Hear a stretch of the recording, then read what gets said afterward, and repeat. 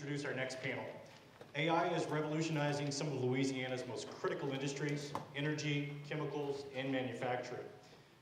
Our next panel will examine how AI is enhancing productivity, predictive maintenance, and safety across the sectors. Moderating this discussion is Brad Ives, Executive Director of the LSU Institute for Energy Innovation. And please welcome Brad and our panelists, Dr. James Ghawaly, Roy Martin III, and Brent Wallace. With that, I'll hand it over to you, Brad. Thank you very much, Jared. It's a real pleasure to be up here, and as somebody that does not work in AI and has to call my children to get my tech fixed, this is going to be an interesting role for me, but it's made easy because we've got a fabulous panel. In our preliminary calls, I was just amazed at what they're doing with AI, how they're using it out in the real world, and we've got a great span. We'd start on the academic side with James Ghawaly, who's here at LSU, and he and I were meeting with an industrial client yesterday talking about a lot of interesting opportunities.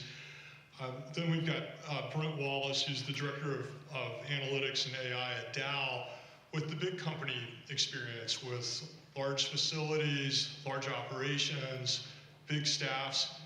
And then at the other extreme, we've got Roy Martin from Roy Martin, which is a multi-generation, 100-year-old family company here in Louisiana, and Forest Products that is taking AI and doing some amazing things. So with that, I'm going to let the experts start talking, and I'm going to be here just to moderate things. During the presentations and discussions, if you have a question, just raise your hand. I think officially we're supposed to take questions at the end, but I love it if we can get the audience involved. So feel free to raise your hand, and I'll call on you, and we can get that going. But why don't we start off with you, Brent, just talking some about what your role is at Dow and what y'all are doing with AI. Yeah, no, thanks, Brad. Really appreciate the opportunity to be here.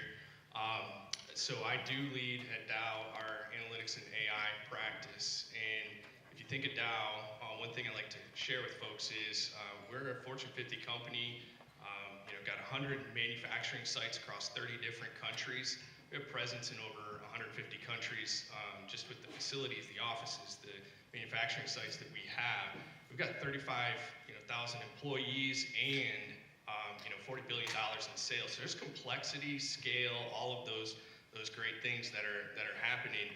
And for the organization I'm responsible for, it's super critical that we're able to use AI effectively to help our company be competitive, be profitable, drive growth, and drive productivity. And so my teams are very focused on how do we help our businesses, help our functions be able to take advantage of AI and the capabilities there to drive profitable growth at the company. And so that's what I'm excited to talk to you guys about here today. Great, thank you very much, Brent.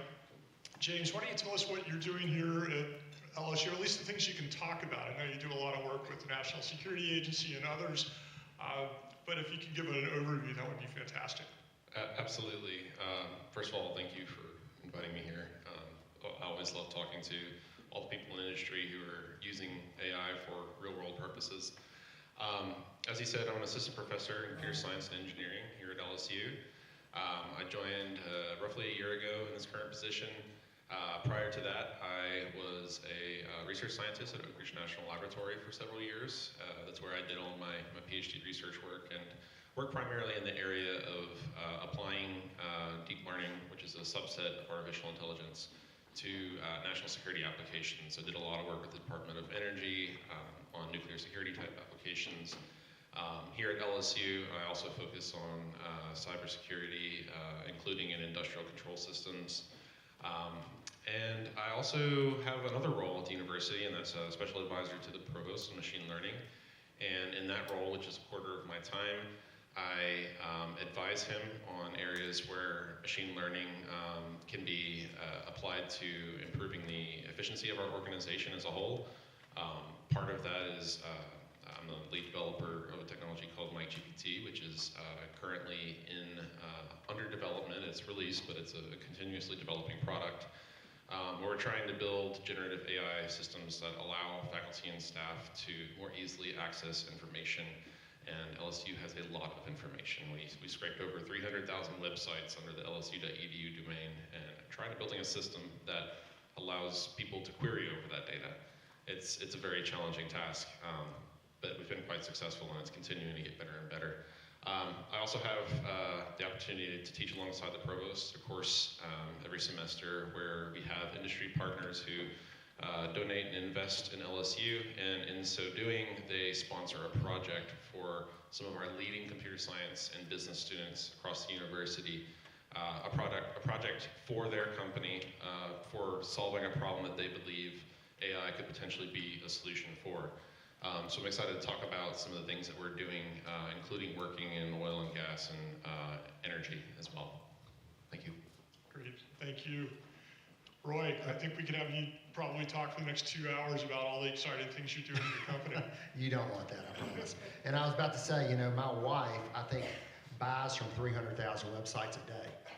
So she needs AI to figure out where everything is coming in from and all that stuff. But no, I'm Roy Martin III. I'm the CEO, chairman, and chief financial officer, chief investment officer of Roy Martin, which is a family-owned, professionally managed, and principally based company here in central Louisiana and in Texas.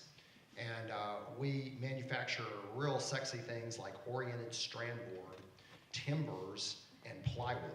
You know, that's something that everybody wants, but if you own a home, a single family home, it's probably made out of that. And we have a lot of the market in Texas, Arizona, Nevada, Southern California, and of course Louisiana and Mississippi. And so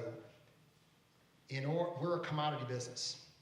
We have to be faster, cheaper, and better than everybody else in the world. We compete with China, we compete with South America, we compete with Europe for our products, and we have to be able to overcome wages that are much higher, fortunately for our people, than in China or in South America. And so if we are not faster, better, cheaper than our competition, we will cease to exist. And what does that mean for Louisiana? The forest products industry is the second largest employer of Louisiana people. The loggers, in paper and in lumber, oriented strand board and plywood. So, and we have about 14 million acres of some of the best forest lands in the United States. We grow trees faster than everybody else. And that is a positive and a negative because you have to do something profitably with those trees. So without being able to ramp our manufacturing up, making it safer, making it more productive, making it less environmentally problematic, we are not going to be in business for another 100 years. That's why we're using as many tools, machine learning, AI, whatever you want to call that, to make our systems so much better than our competition. And that includes healthcare. You say, what's a manufacturing firm doing in healthcare? Well, you know, people run all those machines. People need healthcare. And so we've done some dynamic things in the healthcare business of how to get healthcare to people by hiring doctors, nurses, and nurse practitioners on our payroll to be able to give people access to that healthcare that they need to be more productive, better people for our company. So that's what it's going to take to survive in a commodity business in Louisiana. We have we have 1,400 employees in 2 states, and we're also in the pipeline business too, so pipeline construction business. Roy, I want to stay with you and talk about some of the specific productivity gains that you have seen in your business by deploying AI. Like we've talked about your plywood business and your oriented strand board business. It'd be great to get it all out there for the audience. We're not Dow Chemical. We don't have experts like this. They've got me. And we have great programmers on our staff that are very adept at collecting data.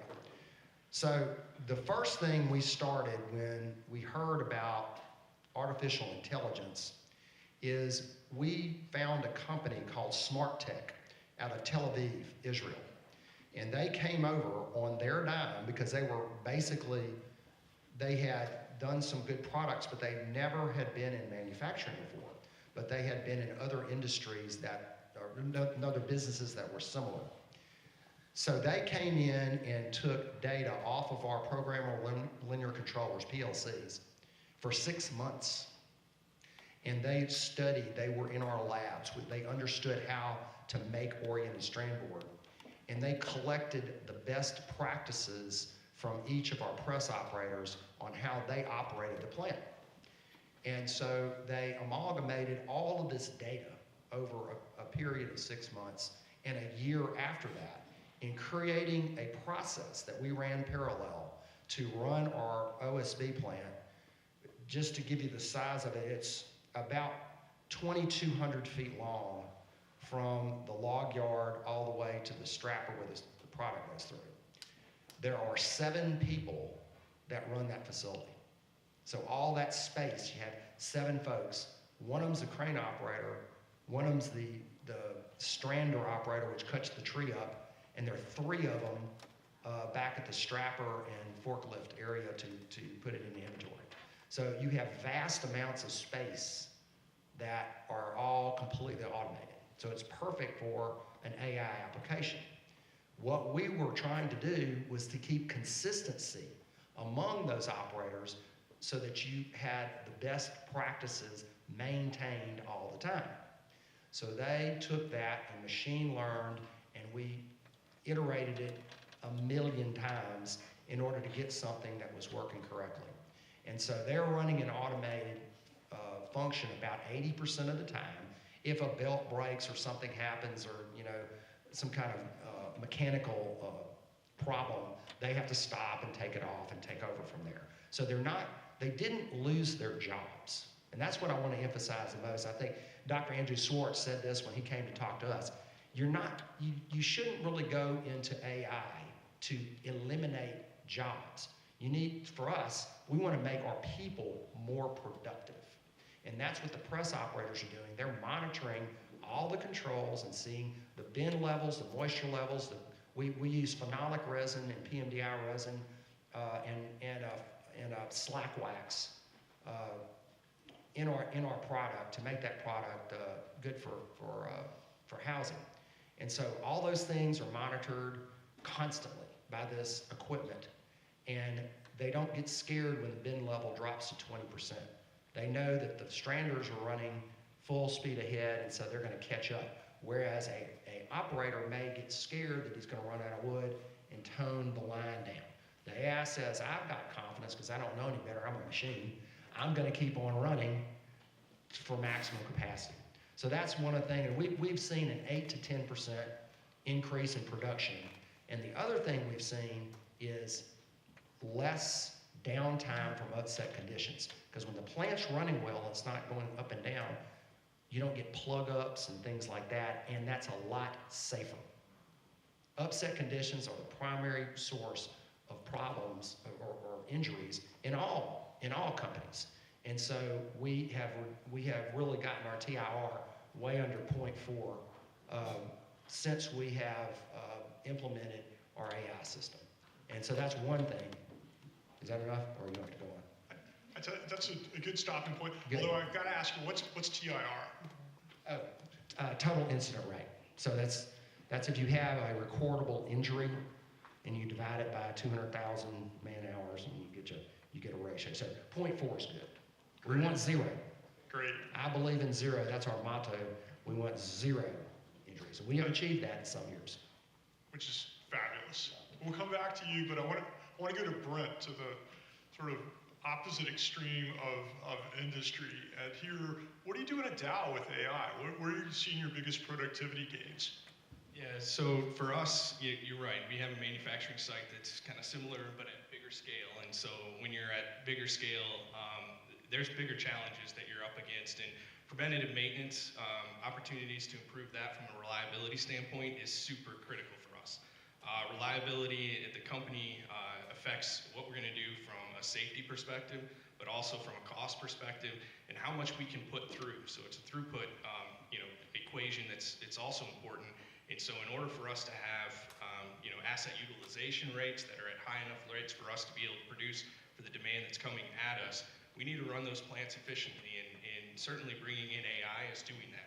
We're using AI to help monitor the plants, and especially like a furnace at a cracker, where we're trying to take ethylene and bring that through.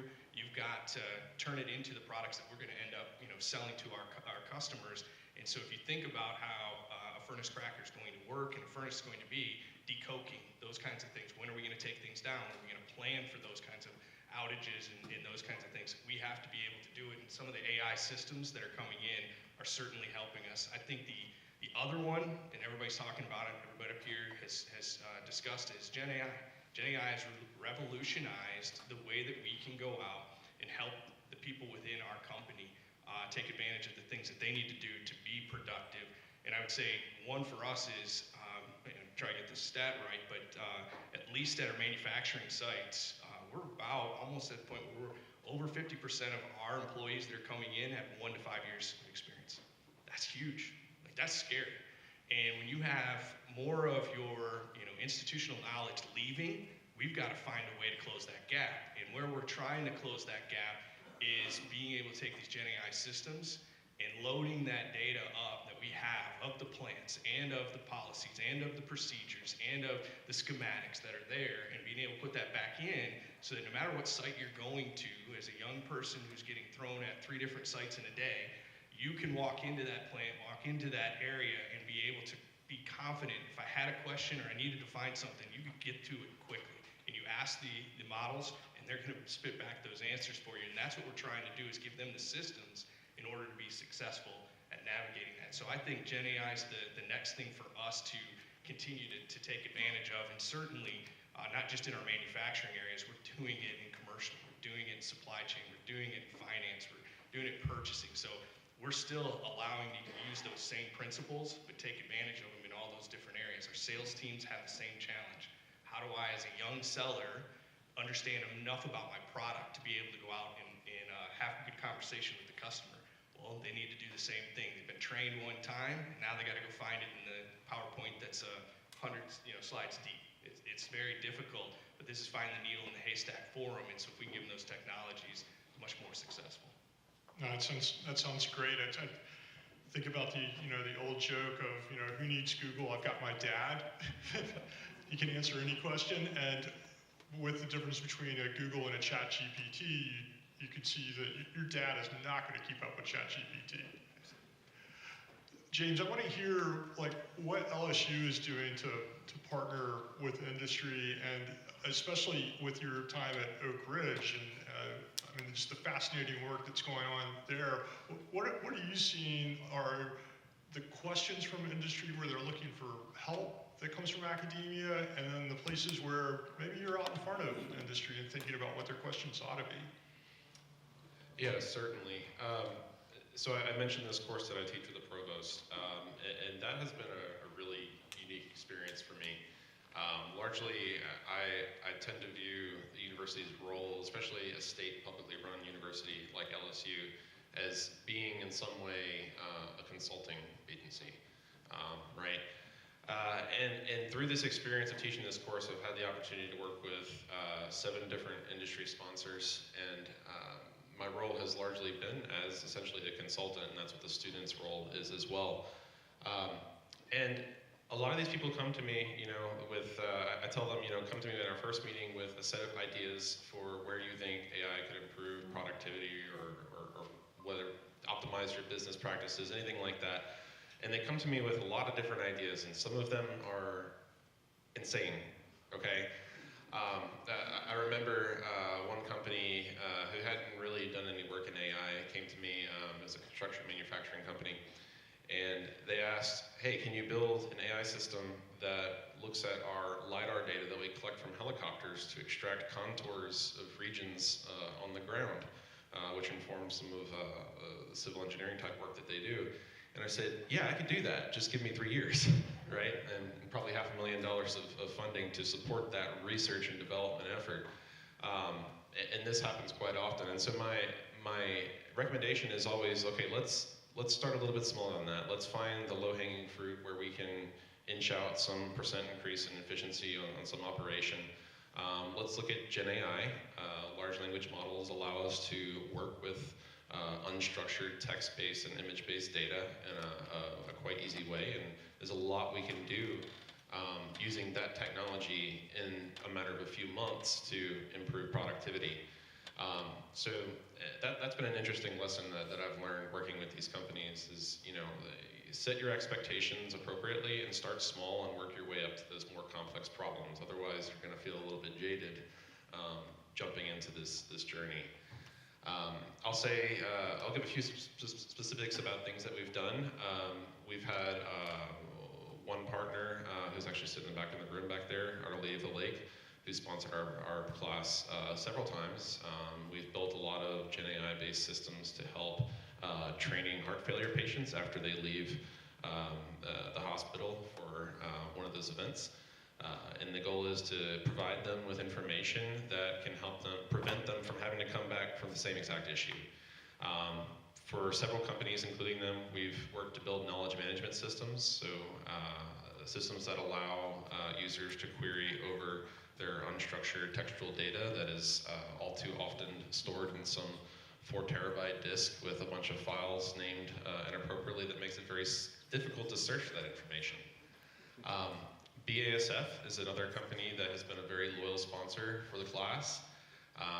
We have spent over the past year building a knowledge management system for them, and they're unique. They have, just at the Geismar facility down the road, they have 4 terabytes worth of unstructured text data, engineering drawings, images and diagrams, and they're all just stored in this unstructured, very difficult to navigate way. And one of the problems they have, and all organizations similar to them have, is that they have this one guy who has all this knowledge about this one very specific engineering topic, and then he retires, right? He's gone.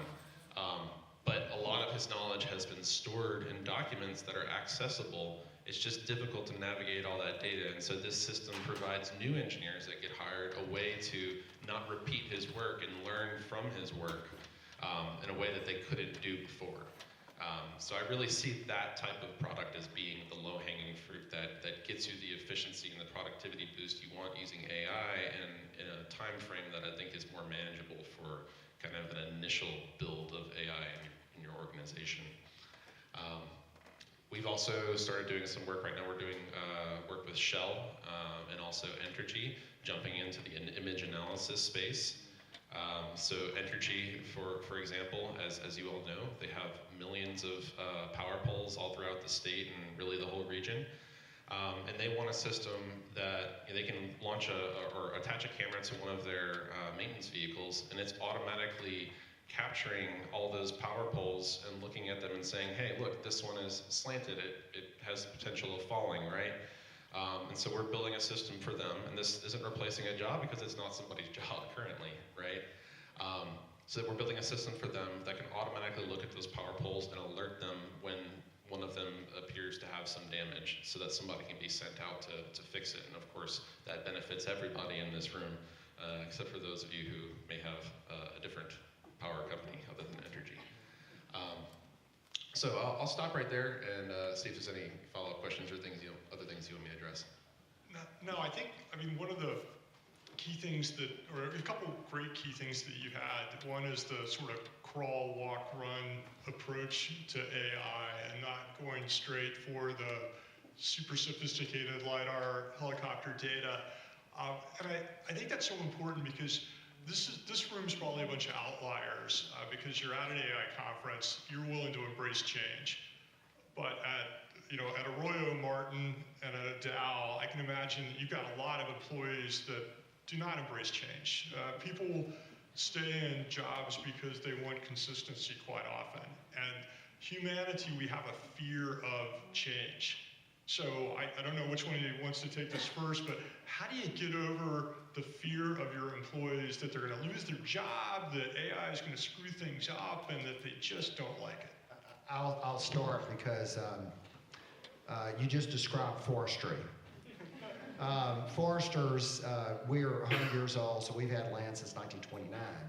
And we have some phenomenal foresters that are my age, basically 64, and they have such knowledge about different tracks that no one has written down till now. And the job security that they are used to is, I know everything and you don't, and I'm not going to tell you. And so therefore you have to keep me employed all the time. Well, that's changing. And to your example of institutional knowledge walking out the door, that is exactly what we started attacking 15 years ago. And it was basically an attack because you had to change a lot of behavior. So now we've amalgamated a database of all of our lands, and we also realized we had no idea what we owned on all this property as far as mineral rights. We knew what was leased, but in Louisiana, if it's not explored, it comes back to your ownership in 10 years. We had no tracking of that whatsoever. So now we do, and we have taken all of that senior knowledge and put it in a database, and we have a large language model that we can basically capture that information from any track. That was another success of our AI. There's only one problem with that. That data was in somebody's head or is written down, and it's in Cajun, East Texan, and North Louisiana. And you ask the large language model to read that, and it comes back with, huh? So we have to have a Rosetta Stone of the language parallels among those different ethnic groups. And so we're working on that right now, trying to scrub our data for our forestry. And we are using LiDAR, and it's very exciting when you can take a drone and fly it around an 80-acre tract and get the canopy sizes and pretty well estimate the volume of timber on that tract. And that's exciting because you don't have a forester walking through, like I did in high school, going through the woods with a little tally book and grading the trees on a estimated pathway through the bayous, over the snakes, and everywhere else that you can get hurt out in the woods. And so that's been an exciting thing about what we're doing with AI in a primitive industry called forestry. Roy, I want to stay with you on that topic. So how What, did primitive? a little bit primitive. So how did you get the buy-in with the old guys to give up their knowledge? Did You pay them more. That was going to be my thought. It's that generational thing. It's like my grandfather did pass the values of the company to his sons and to us in the third generation. I'm third generation CEO. And so we were teaching them that, hey, you, like the Martins, are building a company that you're passing down from your airship. And we put their names on walls. We complimented them. We got the young foresters in to ask them questions. And suddenly, their ego was elevated to the point, hey, my work is not just a lifetime, it's many lifetimes. And so we celebrated them as being the best in the business. And that, I think, is how we got the buy-in. That's great. Yeah, I think it's absolutely a challenge. One thing I think about in this particular space is probably more when we think change is a top-down, bottom-up approach, because you got to hit from both sides of the house, and we struggle a bit with moving things forward if we're not getting our senior leadership behind it. They need to be supportive of what we're doing, and they need to understand it. And the hard part is education. So literacy becomes one of the biggest hurdles for us at a senior level. And we started a literacy program, data and analytics literacy program, that focused on getting senior leaders educated in this world. Because one of the things that we also find in our senior leaders when they come down to us and tell us we need to use AI, and they know that that's happening and they know their competitors are doing it, go make it happen tomorrow. And I'm going, what's your problem? Like it's not an easy button. You just don't throw down the easy button and hit it and it's gonna solve all the problems. So that's why literacy became our biggest opportunity, right, at our company, was to go in, teach and educate those senior leaders. And then there's this, cultural change that has to happen at the bottom. Like when we got workers who are working, seeing something that could take over their job, and now I'm going, what does that mean to me? How do I buy in? How do I buy into this change? We have to help them, and that's where middle management really has to focus in on what's it in, what in change management, pro sci, any things that you take, it's what's in it for me. What is it for me that I'm going to get out of this? What's the benefit? And so the people at the bottom that are operating these things need to know that. So it's our job to help them understand this is talking about automating tasks. We're not automating your job. You're not gone tomorrow. There's no way that we'll ever get people out just yet. We're not there. We're not even close to there. And so people have to be there, but you're going to automate their tasks. Now, what are they going to do the rest of the time? So if they've been automated by a quarter amount of their time, what can they do with that? And it's called value-added tasks. Like now find the next value-added task. And then ultimately, what we're hoping that we can coach our senior leaders on or middle management people on is over time, we're going to go over a new way of working. Like how you do your job today has to change. It has to be different. I look at our sales organization and I cringe all the time. There are people out there that have to take 3 weeks to get ready to go talk to a customer. Why should it take 3 weeks to talk to a customer? Like I can get you that information. We can do all the things you need. You can wake up in the morning and have a chart that sets up with everything that you need in front of you. All the stuff that you've had problems with your products, that you're dealing with that customer. You could have conversations at lunch with all of the information that we have in front of us and the analytics and the AI that could be able to support that. Yet nobody's prepared to do that change. No seller wants to go out there. He's comfortable doing what he's doing today. And it's trying to teach people that you may have to change that because we're going to automate some of these things that are your tasks. And that means your job evolves over time. It's not going to be completely removed. It's just going to evolve. And what's your success rate in doing that with some old dogs, teaching them new tricks? It's not easy, absolutely. It's difficult, it's challenging, but I think the point that we're making here is that they need to be understanding what the skin in the game is for them. What's important to them? Why would I show up and do this? And if it's stroking ego or something of that nature to bring them in and show them exactly what they know and how important that is to our company, we've got to let them know that. And that's just even some of these soft things that have to happen with our employees. We've got to take care of the employees and remind them of why you're here. Why we're a diverse team of people and you bring all kinds of opportunities here. That's what we need to explain to them is you're valuable and all the value that you have is up here. I just got to get that down. And that's one of the bigger challenges that we've always had is how do I help solve an AI problem? Well, it all comes back to data. It comes back to information. And is it digitized?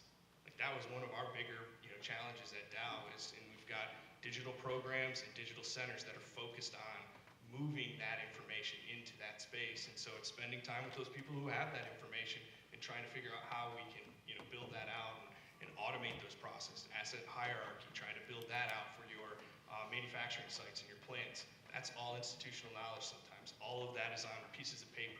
How do we move that into digital form? So James, when you partner with a company, are they showing up with a good problem statement or are there things that they could be doing better to prepare to work with a group like yours here at LSU? That's a very good question. I'd say 9 times out of 10, most of the companies come to me with a certain preconceived notion about what AI is, and then I have to break that notion completely and build it back from the ground up. I think, actually, to his point, I'm a huge advocate for AI literacy programs. Teaching organizations what AI is, because 5 years ago, maybe a little bit longer than that, I was working in the area of AI and nobody had any clue what that even meant. And of course, when ChatGPT came out, people started equating the term AI with generative AI, which is a very small bubble of that field. And so I have to really, work hard to break that apart and say, look, here are all the things we can do. Here's what's realistic. And then, of course, we get into other aspects of AI literacy, responsible use and education and things like that. So I think that, yeah. Well, yeah, all three of you, can you talk some about what does an AI literacy program look like? James, for you with the clients that are coming in and Brent and Roy with what you've done yourselves. Yeah, we had Dr. Andrew Swartz come into our office and talked to us about AI, and most of the time he spent what is not AI. And that was very informative to all of us on that. And I think that people have got to realize that it's not magic. You don't have a magic wand, and it doesn't give you the answer. Because all of our, like, one of the things that we're facing right now is talking about data scrubbing. Oh my goodness. We've got lots of years of handbooks that had, somebody was talking about spell check before lunch. We didn't have spell check. There is no, our maintenance books and our electrical maintenance books and programs and all that have things totally misspelled in them. And computers don't deal well with that. And so we're having to go back and hire a company that professionally does this over a long period of time to get the data to where a large language model can give you an answer. And that's what we're doing with our maintenance logs, our electrical logs right now. And it's going to be a big job. It's going to take years to do. But when we get it done, it's going to be extremely valuable. And like our forestry data. Our forestry data is we have had more time to scrub it, and now we have a database that's worth a lot of money. And we're very proud of that. But that's something that AI is. It's got to have decent data. Yeah, we started with data, and I'd say we went out and tried to find somebody in industry that's doing literacy programs, and Data Lodge was the one we chose to work with. But one thing that we found quickly was since it's not mature, we almost outshot them in our ability to do it because we really started to learn ourselves and do things that weren't actually the vendors, in their bailiwick, and it changed. It almost got to a point where we were teaching the vendors, so we stopped working with Data Lodge. But what it became was, over time, also how do you plan and put together the right coursework? So we ended up doing through Coursera a way, and we've got a partnership between Dow and Coursera that they can come in to our systems and start to provide us with as much education as we'd want and certifications as we would want. And so they have partnerships with universities, with other places that can offer us those opportunities. And I think you have to embrace the ability to go out and find vendors that can help support. And I'm a big proponent of understanding when to buy and when to build. Those are two critical aspects, and that's a lot of the things I have to spend my time doing from a strategy standpoint. I spend a lot of time with our enterprise architects and trying to think about integration.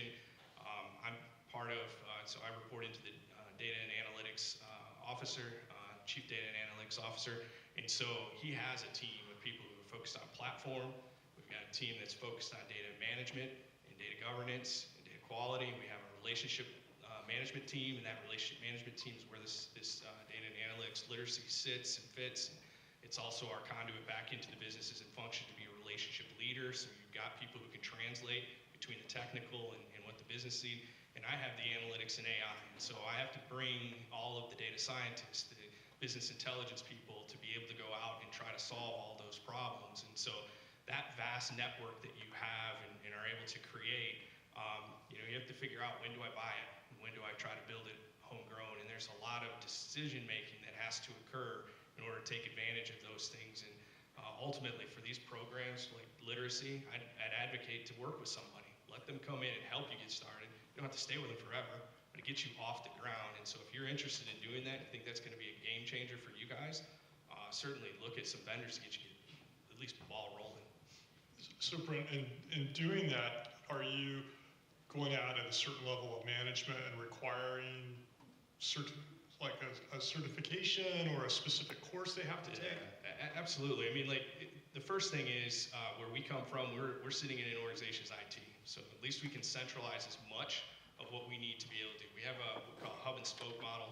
So we purposely want our functions and our businesses to build up their capabilities, either in data science or business intelligence, data engineering. But we got to give them the centralized capability to take standardization and drive that and be successful. And so I think that's where I come back to all the stuff that we do in our own team and how we can help make them successful is the biggest piece that we're driving. Yeah, so one thing I definitely agree with, as I mentioned, a huge supporter of AI literacy programs. My biggest advice when getting into those is make sure you pick a company and organization that is realistic. There are a whole host, as soon as AI became a thing, there were millions, and maybe not millions, but thousands of startup companies that spun up trying to offer these types of products. And there's a certain group of individuals who give the whole field a bad name, and I refer to them as AI evangelists. They're the folks that basically are trying to propose the idea that basically all of your problems can be solved through AI, and that no jobs are going to be lost. And I think both of those are inaccurate statements. So pick a company that has, the credentials and the experience of doing this before, and has the people who really know what they're talking about. So that's definitely something I wanted to add to that. And I'll say one of the biggest things, biggest questions that I get all the time is what is the number one risk of using artificial intelligence?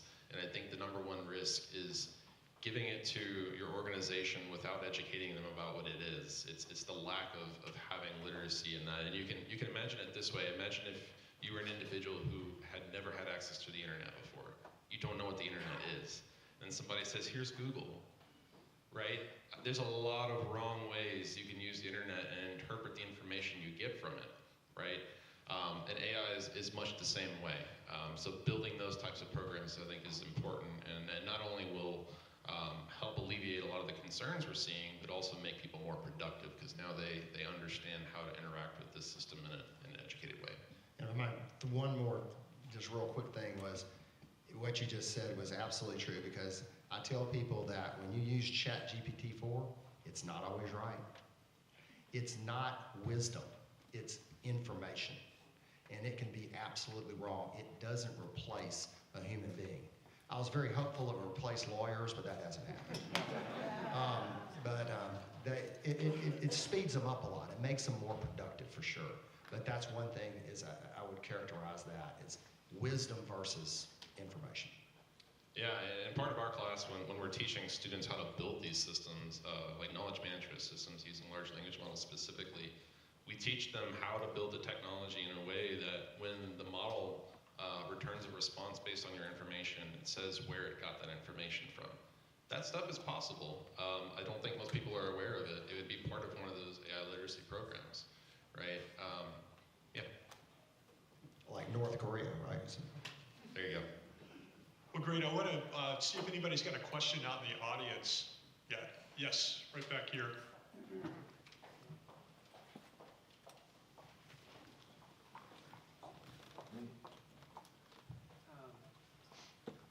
Roy, I was curious if you have an idea of the return on investment of that process you automated at that plant. 10x. I don't know to the penny, but it's extremely good. Downtime at my company is huge, and that's our biggest cost of the profit chain is downtime. And so the money that we paid Smart Tech and are paying Smart Tech is extremely good investment, extremely good. Now, not all AI projects are created equal. And we have flushed a couple of them that just didn't work. We're hopeful that our purchasing, our logistics are going to work well, and that we've seen some good stuff because it makes people more productive. In other words, what we're doing with logistics is we're able to go out and bid certain lanes for trucking with 150 companies. Well, you can't do that with a telephone, right? You can make a load board, and then the person using wisdom and judgment can choose the right contractor. And then you can start weeding out the contractors that don't have any insurance, have bad safety records, et cetera, et cetera. That makes that person more productive, so we're hopeful about that. What we haven't seen, like I say, we're replacing lawyers, it just doesn't do it. And so we flushed that one pretty quickly. Great, we've got one question here, and then Danielle, we've got a question way in the back next.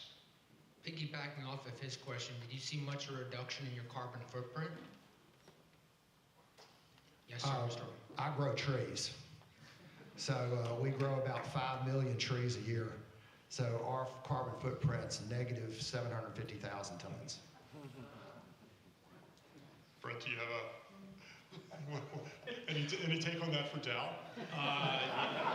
That's a loaded question. It's a tough one to follow up with the guy who Yeah, grows trees. I can't do that. No, but we are certainly aware of that challenge for our industry. I think that the tough one is the scope emissions, like trying to track it all.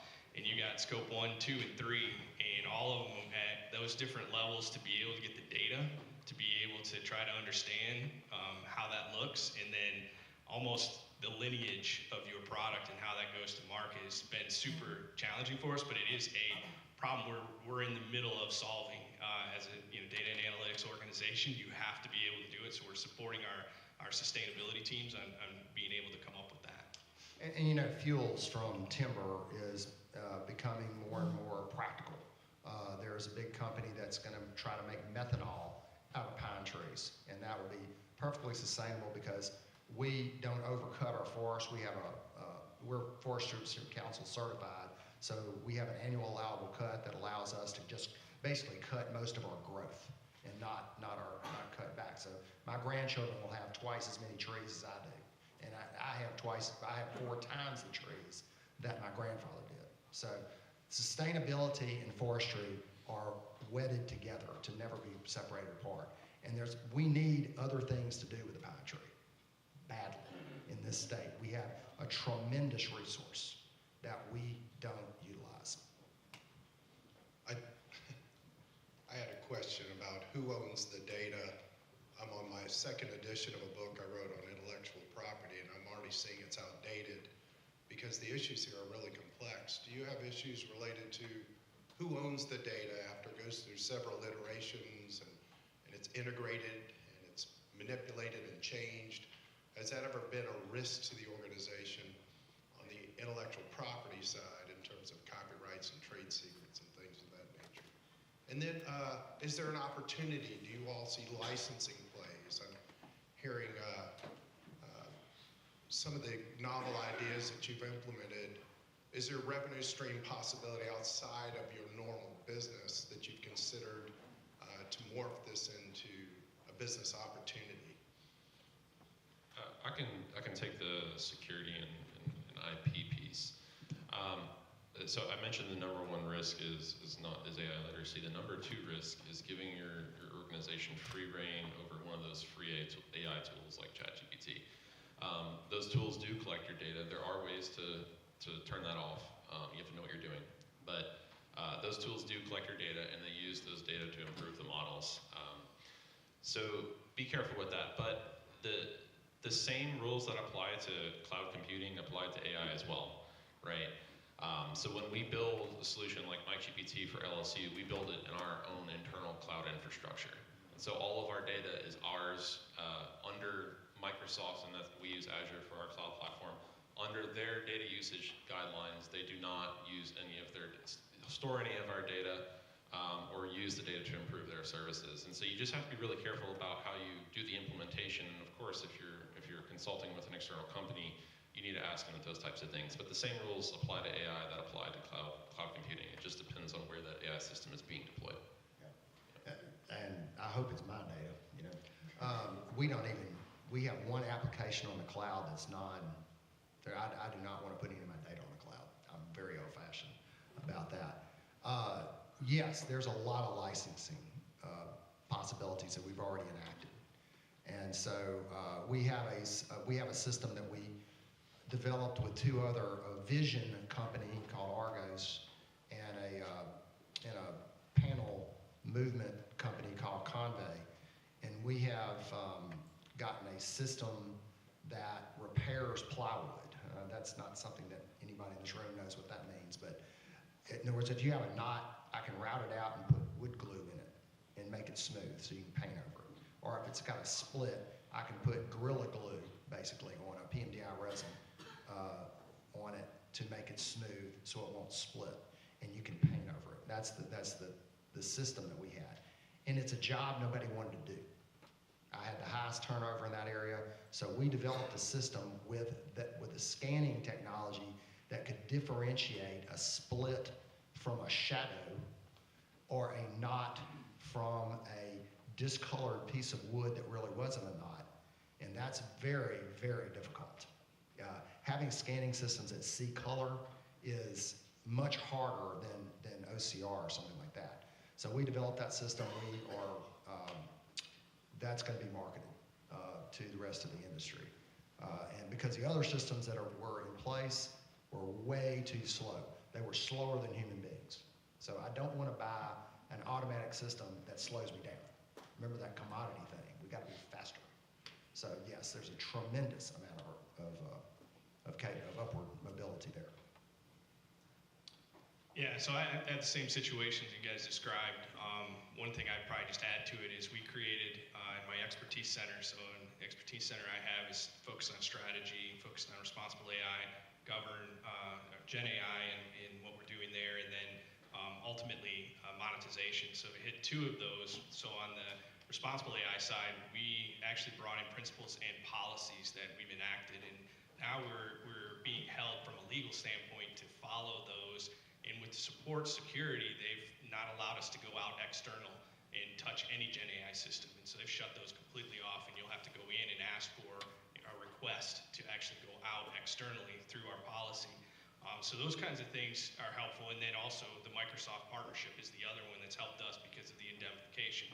So they now will take all the liability of anything that's created from artwork or anything like that you want to have an image and you want to be able to manage to it, to the textual stuff that's copyrighted or something of that nature. So we certainly can publish now using Copilot and the ability to use that. Copilot Studios, we start to create our own chatbots and manage through those things. So I think that's the big, opportunity for us at Dow is taking advantage of those relationships.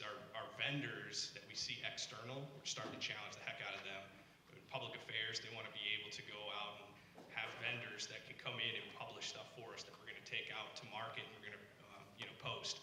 Well, we don't know what those vendors and agencies are actually using. They're using Gen AI systems, but are those going to protect us?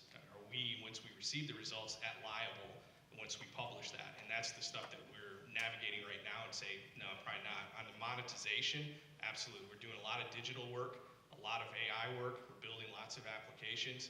And what we're looking at is how do we take those and build different business revenue streams. So there's multiple ways you can license, you could create joint ventures, you could create an actual business for itself, you could sell it outright to somebody and just give something to people. And we're looking at co-development partnerships with vendors because we're not a software company, so we certainly would love to do it with them because then they could take that out and then we get some royalty from what's been created.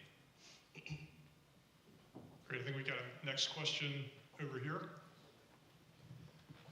Roy, you mentioned just a few minutes ago that your TIR was 0.4. Congratulations, that is world class. Not good enough. I understand completely. Not zero. Just in passing, you mentioned that AI helped you bring it to 0.4. Could you take just a moment and in a narrative give an idea of what that looked like, of how AI helped you lower your TIR? Well, it was basically we had less upset conditions was the main thing. It showed us that if you manage, flakes are very hard to convey. They go all over the place, and so we have to have conveying systems that can do that, especially when the weather gets cold and a ball of green strands becomes a ice cube. So that doesn't convey as well as we like. And so that kind of system, when you have a computer system that looks at all those variables, even the temperature of the air, and it speeds the conveyor up and fills the bin up and actually what it does is it keeps the levels lower so we don't have plug ups. And therefore we don't have as many upset conditions that somebody has to take a rake and try to unclog the conveyor. And so then you don't have the possibilities of problems. We also keep, of course, we keep our first aids and our near misses. We have expanded that. It's not really an AI system, but it puts data in front of our managers saying that we've had 3 near misses in this area of the plant. Go do something about that. Barricade it, keep people out of there, stuff like that. It's not really AI, it's more information systems on information that people cannot ignore. And that's the best thing that I can answer that question. I wish I had an AI system that says, where's my next accident going to happen? Maybe that's going to be soon. We're looking at that. Yeah, absolutely. And so what person has demonstrated the behavior that's going to get he or she hurt because of certain things that are in the personnel file? That's the kind of stuff that we use Bamboo. That's the thing that software is going to try to help to predict this person could get hurt in your facility if they're not trained this way. Yeah, we're leveraging insurance models, risk score, and flipping that on to your incidents reports to try to determine which of our sites and plants need education and training. And back to my point about having about 50% of you are manufacturing employees being 1 to 5 years, they're the ones I'm concerned about the most. And so if we can be able to try to predict where we think, and what we're really at is just giving scoring. We're just trying to give an elevated, like if we want to say a certain score will reach a red, yellow, and a green indicator, and then we get that to those folks so that they can start to have the right conversations. We're not trying to enact anything, but we certainly are going to be there to try to prevent that. I'm so glad you brought that up because we have a department of 150 people, forestry, and I made fun of them before. They haven't had a lost time accident they haven't had a recordable accident, in 17 and a half years. They drive 1.5 million miles a year, not one recordable. So we interview them, and we're trying to develop a profile on why they don't get hurt. Now, if you've ever walked through the woods in Louisiana, there's a lot of opportunity to sprain your ankle, to get bit by a snake, to get a whole hornet's nest dropped on your head, and those are recordables. And so we haven't had one. We had, because they all wear goggles and they all wear gloves and they watch out for each other. We don't have one person out in the woods by themselves at any time, and they all have the radios and there's satellite phones and stuff like that. So we're trying to get that sociology part of accidents to get us to zero. That's great. I think we've got a question over here, and we probably have time for one more question after that. Yeah, thank you. So I had a question about how your organization has seen a shift in culture and how they think about data and analytics. So if you ask like the chief information officer of the company about data analytics, they're probably going to refer to AI. But if you ask kind of that frontline person about data analytics, they're going to pull up their Excel sheet that has the tally marks on how they've been tracking things day to day. So how have you seen a shift in culture from kind of top to bottom in terms of using that? Yeah, I just go back to that data and analytics literacy program that we had and how we've institutionalized that. And really, lots of people now are speaking that language. Our data scientists offer what we call Data Science Challenge every 2 years. And so we get in front of everybody. It's kind of like a Shark Tank thing where you're bringing these, it's like a hackathon where you're going to bring a lot of cool ideas and you're getting in front of sharks. And it was really cool to see to be able to put that information in there. Do we have the sensors? How much is it going to cost to get those sensors? Like all the cool things that you were excited for, because they weren't just going, oh wow, it's computer vision. We'll do that. We love that. It sounds amazing because everybody's doing computer vision. It was like really asking the tough questions. So it's starting to be that our senior leaders see that, and I think down, and I said before, it's grassroots, you're going to bring it up from bottom up as well. And so it's really motivating those people to start taking a turn. Back to, again, it's about automating tasks. They need to understand their job's got to change. It's got to be different. And how are you going to go spend that time when it does free up? You got to have value-added tasks. Amazingly, we've had a lot of acceptance from our team members on automation because their job is a lot easier. They're monitoring, and we're pulling them off to another value-added line to do something else that doesn't involve a shovel. You know what I mean? So that's I think we're having good automation now. My my team level folks are not Dow folks. They're a little less educated. And so we're not to that point yet. We have a lot of buy-in at the top management though. We've got one last question over here, please. And then I'm going to let the panel get ready for my final question, which is what can LSU do to help you in AI? And I know James has a lot of ideas on that.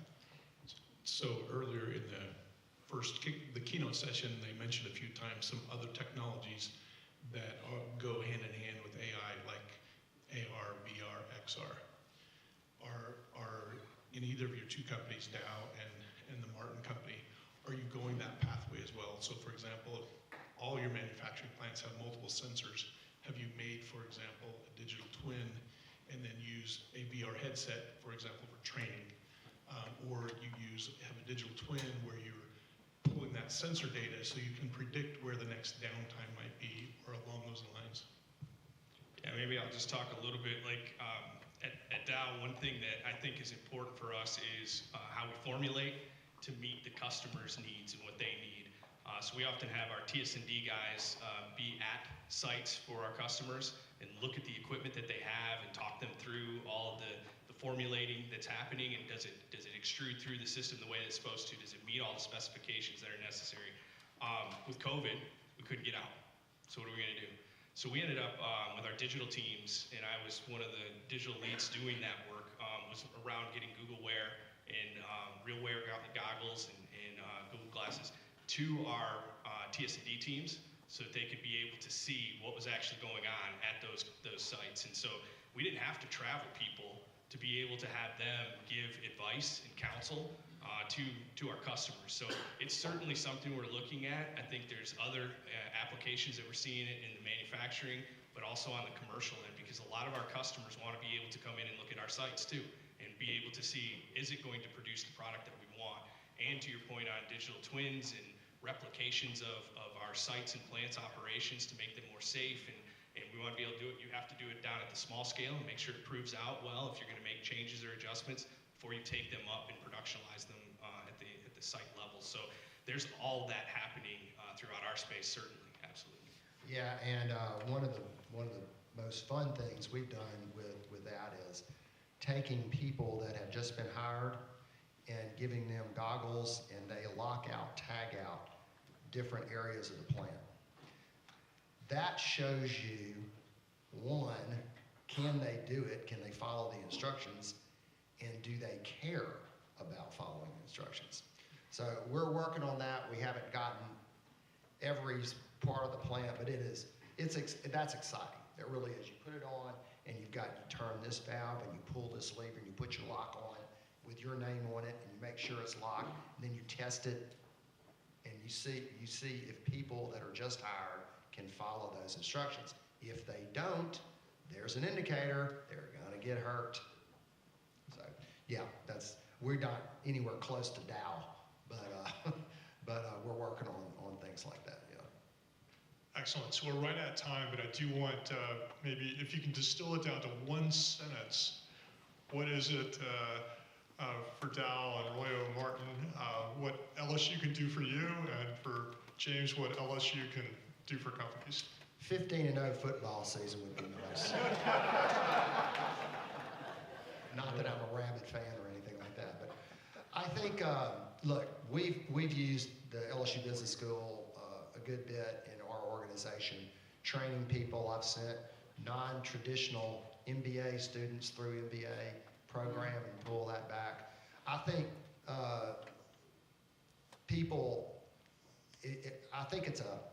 I think if you would market your services, you're working with Roy a lot.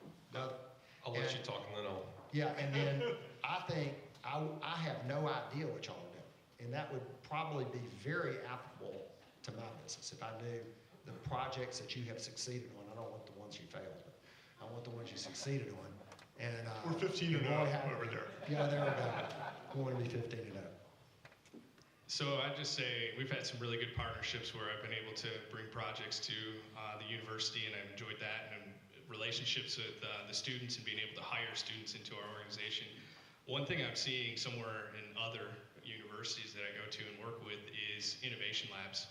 So I was going to challenge you guys on what kind of AI innovation labs are you guys looking at doing? And what's interesting about those innovation labs that I love is you're going to bring faculty across multiple disciplinary areas to try to solve problems. So we're talking about, you know, where marketing, where TS&D, where R&D, where all of these things come together and form.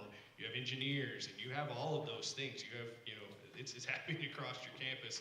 How do I get those into one place that I can start to show you the problems that Dow's having and that you can help me solve them, especially with the AI capabilities that are out there as well. So Innovation Lab is the big one for me. I need to talk to you about the Institute for Energy Innovation. But James, final word. Yeah, so you bring up a good point in terms of marketing some of the stuff we're doing.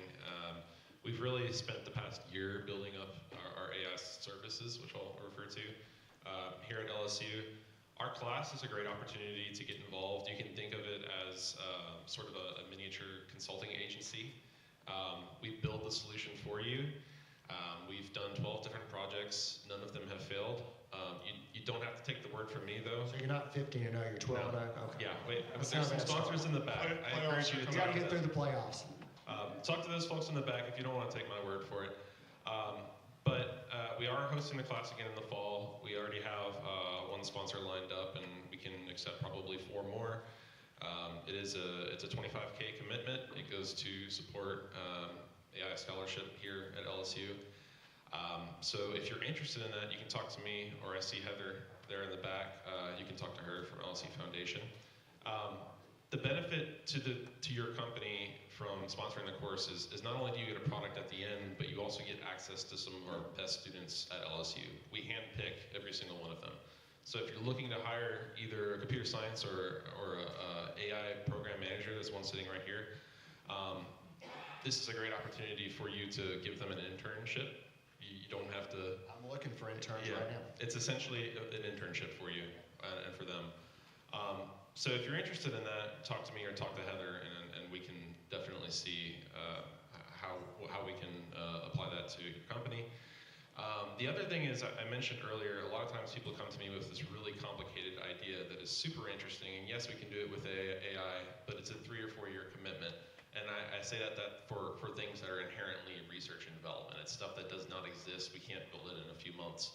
And so obviously we can do R&D contracts with organizations for some of those really complicated things. And that's something we can talk about as well. Finally, somebody mentioned digital twins earlier, which are directly related to AI, because we can use our AI systems within digital twins. And there's a guy sitting back there, Jason, you can raise your hand. He's built a digital twin for NASA, the Michoud facility in New Orleans. Excellent work. It's better than a lot of the work that I saw in Department of Energy. So reach out to him as well. Great. Well, please join me in thanking this panel. It's a wonderful group.